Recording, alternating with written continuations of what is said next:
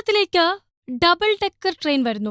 ഓടുന്നത് ഈ റൂട്ടുകളിലായിരിക്കും. പാലക്കാട്, പൊള്ളാച്ചി, കോയമ്പത്തൂർ റെയിൽവേ ലൈനിൽ ഡബിൾ ഡെക്കർ ട്രെയിനിന്റെ പരീക്ഷണയോട്ടം ഇന്ന് നിലവിൽ ബാംഗ്ലൂർ കോയമ്പത്തൂർ റൂട്ടിൽ സർവീസ് നടത്തുന്ന ഉദയ് ഡബിൾ ഡെക്കർ ട്രെയിനാണ് കോയമ്പത്തൂർ നിന്നും പൊള്ളാച്ചി വഴി പാലക്കാട് ജംഗ്ഷനിലേക്ക് നീട്ടുന്നതിന്റെ ഭാഗമായുള്ള ട്രയൽ റൺ നടത്തുന്നത്.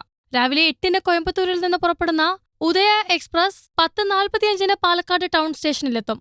11:05-ന് പാലക്കാട് ജംഗ്ഷനിലും എത്തും. 11:55-നുള്ള മടക്ക സർവീസ് ഉച്ചകഴിഞ്ഞ് 2:20-ന് കോയമ്പത്തൂർ എത്തുന്നതോടെ പരീക്ഷണയോട്ടം പൂർത്തിയാകും. ഉദയ് എക്സ്പ്രസ് കോയമ്പത്തൂർ മുതൽ ബാംഗ്ലൂർ വരെ 432 കിലോമീറ്റർ ദൂരമാണ് സർവീസ് നടത്തുന്നത്. കർണാടക, ആന്ധ്രാപ്രദേശ്, തമിഴ്നാട് സംസ്ഥാനങ്ങളിലൂടെ കടന്നുപോകുന്ന ട്രെയിനിന് കോയമ്പത്തൂർ നോർത്ത്, തിരുപ്പൂർ, ഈറോഡ്, സേലം, തിരുപ്പത്തൂർ, കുപ്പം, KR-പുരം, ബംഗളൂരു സിറ്റി എന്നിങ്ങനെ 9 സ്റ്റോപ്പുകളാണ് ഉള്ളത്. കോയമ്പത്തൂർ മുതൽ പൊള്ളാച്ചി വരെ 45 കിലോമീറ്ററും പൊള്ളാച്ചി പാലക്കാട് 45 കൂടി 90 കിലോമീറ്റർ ദൂരം സഞ്ചരിച്ച് സ്ഥിരം സർവീസ് തുടങ്ങിയാൽ ബംഗളൂരു ഉൾപ്പെടെ അന്യ സംസ്ഥാനങ്ങളിലെ മലയാളികൾക്കും ട്രെയിൻ ഏറെ ഗുണകരമാകും. കണക്ഷൻ ട്രെയിനുകളിലൂടെ സംസ്ഥാനത്തിന്റെ മറ്റു ഭാഗങ്ങളിലുള്ളവർക്കും ഈ ഇരുനില ട്രെയിൻ പ്രയോജനപ്പെടുത്താനാകും.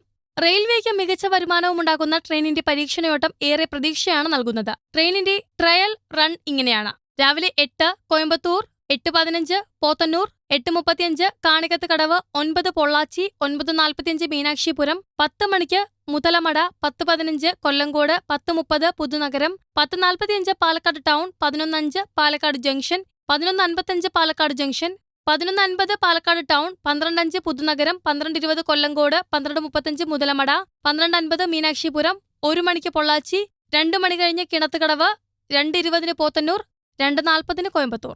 ഇത്തരത്തിൽ കേരളത്തിലേക്ക് ഡബിൾ ഡെക്കർ ട്രെയിനുകൾ വരുന്നത് ഒരുപാട് വികസനങ്ങൾക്കുള്ള തുടക്കമാണ്. ട്രെയിൻ യാത്ര എത്രത്തോളം സുരക്ഷിതമാണെന്നതിൽ യാത്രക്കാരുടെ ആശങ്ക പരിഹരിക്കാൻ റെയിൽവേയുടെ ഭാഗത്തുനിന്ന് ഇതുവരെ കാര്യമായ നടപടികൾ ഉണ്ടായിട്ടില്ല എന്നത് വിമർശനാത്മകമായ കാര്യമാണ്. ട്രെയിനുകളിൽ യാത്രക്കാർക്ക് മാത്രമല്ല, TTE-മാരടക്കമുള്ള ജീവനക്കാർക്ക് പോലും തുടരെ ആക്രമണങ്ങൾ ഉണ്ടാകുന്നത് യാത്രക്കാരുടെയും ജീവനക്കാരുടെയും ആശങ്കകൾ വർദ്ധിപ്പിച്ചിട്ടുണ്ട്.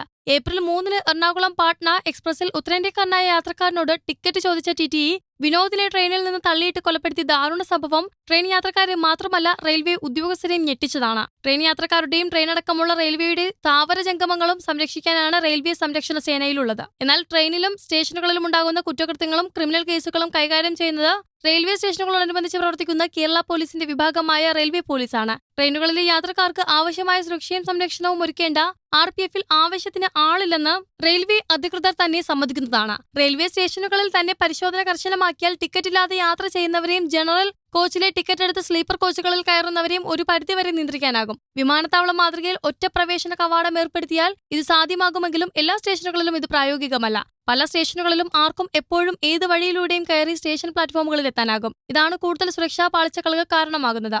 റെയിൽവേ സ്റ്റേഷനുകളിലും ചില ട്രെയിനുകളിലും നിലവിൽ CCTV ഘടിപ്പിച്ചിട്ടുണ്ടെങ്കിലും ഭൂരിഭാഗം എക്സ്പ്രസ് ട്രെയിനുകളിലും CCTV സംവിധാനമില്ല. കഴിഞ്ഞ വർഷം ഏപ്രിലിൽ കോഴിക്കോട് ആക്രമി ട്രെയിനിനുള്ളിൽ പെട്രോൾ ഒഴിച്ച് തീവച്ച സംഭവം ഉണ്ടായപ്പോൾ സ്ഥലം സന്ദർശിച്ച RPF IG GM ഈശ്വരറാവു പറഞ്ഞത് സുരക്ഷ ഉറപ്പാക്കാൻ എല്ലാ സ്റ്റേഷനുകളിലും കോച്ചുകളിലും CCTV ക്യാമറ ഘടിപ്പിക്കും എന്നാണ്. പ്രധാന റെയിൽവേ സ്റ്റേഷനുകളിൽ യാത്രക്കാരുടെ ലഗേജ് ബാഗുകളും പരിശോധിക്കാൻ സ്കാനറുകൾ സമീപിക്കുമെന്നും അദ്ദേഹം പറഞ്ഞെങ്കിലും 1 വർഷമായിട്ടും നടപടി സ്വീകരിച്ചിട്ടില്ല എന്നതാണ് വാസ്തവം. News desk, Kerala Kaumudi.